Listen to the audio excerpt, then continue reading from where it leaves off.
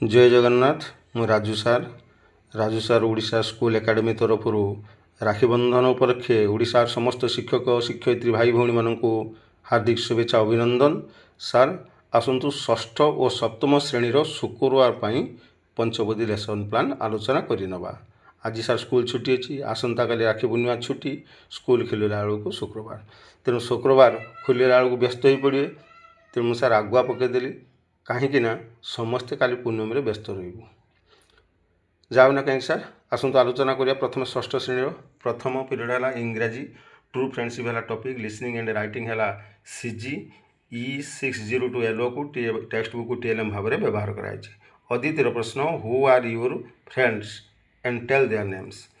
बोध I will explain the scene 1 of the topic, write the opposite words. अभ्यास कार्य प्रयोग the students will discuss the quality of the true friend. प्रसार practice reading at home.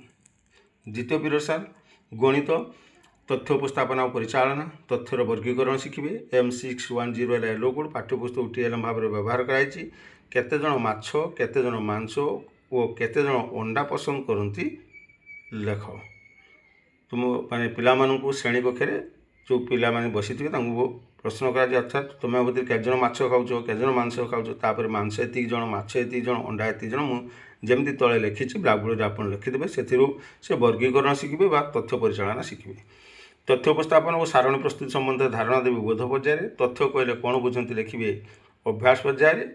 किए क्यों फल खाइबा पसंद करती तार तथ्य संग्रह करेंगे प्रयोग पर्याय। तुम ग्रामर पुरुष महिला पिला तथ्य संग्रह कर एक तालिका प्रस्तुत करेंगे। विज्ञान तृतीय चतुर्थ पीरियड डबल पीरियड चुंबकर अन्वेषण, चुंबकर धर्म विषय जानवे सीजी SE608 एलो कोड पाठ्यपुस्तक TLM भाव में व्यवहार कराई। अद्वितीय प्रश्न कंपास कौन। बोध चुंबकर धर्म संबंध में धारणा देवी। चुंबकर केतोटी मेरु अच्छी सेगुड़िक कौन लिखिबे अभ्यास पर्याय। चुंबकर सममेरु विषम मेरुर प्रकृति विषय आलोचना करेंगे प्रयोग पर्याय। एक सूची चुंबकर चित्र अंकन कर आने प्रसार पर्याय पिलामानकु कार्य देवी। नेक्स्ट पंचम पीरियड सामाजिक पाठ इतिहास समय बरफ जुग संपर्क जानवे। SS604 एलो कोड पाठ्यपुस्तक TLM भाव में व्यवहार कराई। क्यों गुड़िक वैद्युतिक गणमाध्यम ये अद्वितीय प्रश्न। बरफ जुग संबंध में धारणा देवी बोध पर्याय। मनुष्य प्रथम किपर जीविका निर्वाह करुला चिंता कर लिखिबे अभ्यास पर्याय। प्रयोग पर्याय नदी कूल प्रथम जनबसती कहीं गढ़ी उठी आलोचना करेंगे।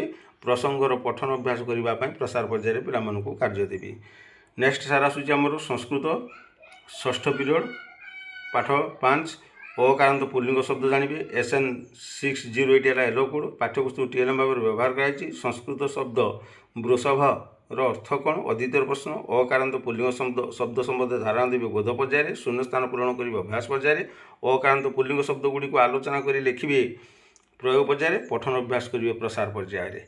यापर सार से सप्तम पीरियड सार मुझे छाड़ी देती भूल, क्षमा करेंगे। षष्ठ पर सप्तम पीरियड कला शिक्षा संगीतमय वाद्ययंत्र C12 है एलो कोड पाठ्यपुस्तक TLM भाव में व्यवहार कराई। दुईटी वाद्ययंत्र नाम कह ये अद्वितीय प्रश्न। संगीत संरचना वाद्ययंत्र भूमिका ये हूँ बोधर पर्याय। वाद्ययंत्र गुड़िक नाम लिखिबे अभ्यास पर्याय। वाद्ययंत्र संगीत किपर मधुमय कही आलोचना करेंगे प्रयोग पर्याय। बंशी एक चित्र कर निर्देश देवी प्रसार पर्याय। ये शेष होची षष्ठ श्रेणी पंचपदी लेसन प्लान आसंता शुक्रवार 28/8/26 तारीख पर। ये सार स्क्रीनशॉट नवा।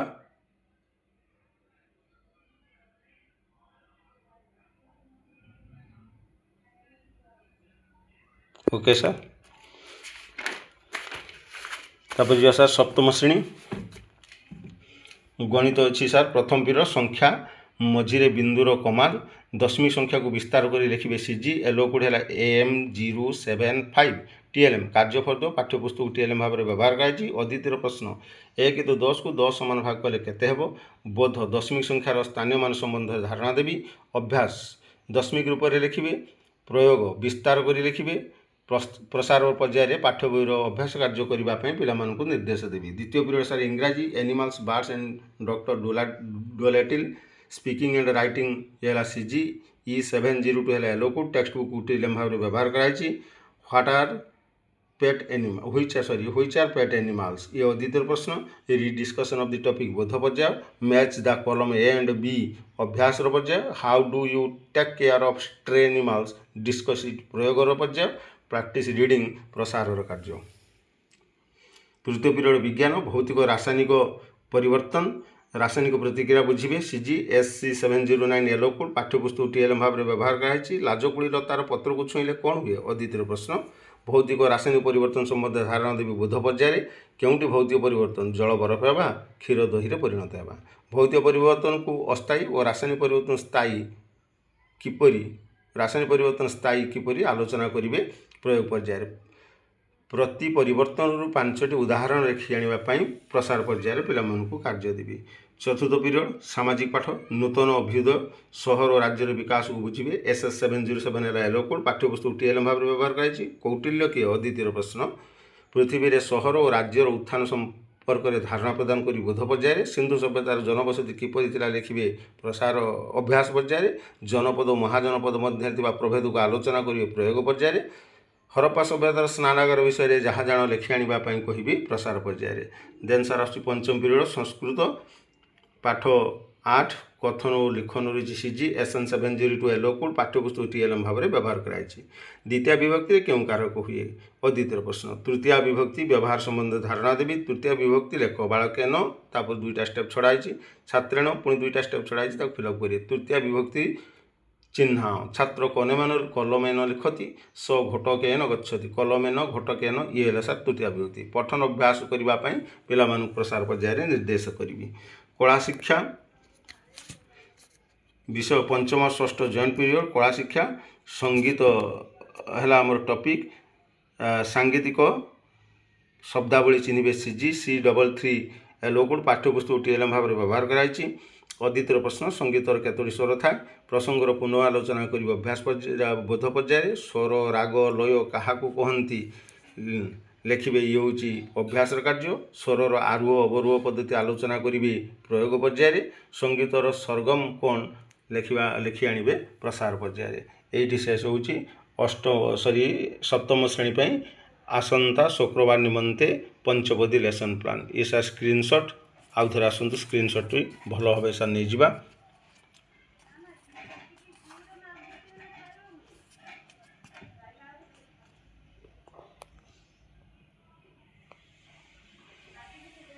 ଆଶା କରୁଛି ଠିକ୍ ଠାକ୍ ଆସିଥିବ ସାର୍।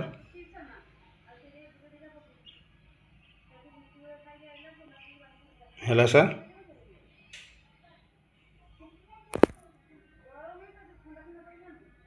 ଜୟ ଜଗନ୍ନାଥ।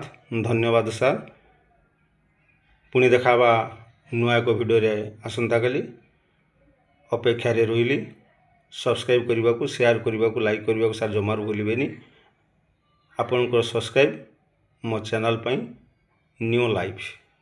ଜୟ ଜଗନ୍ନାଥ।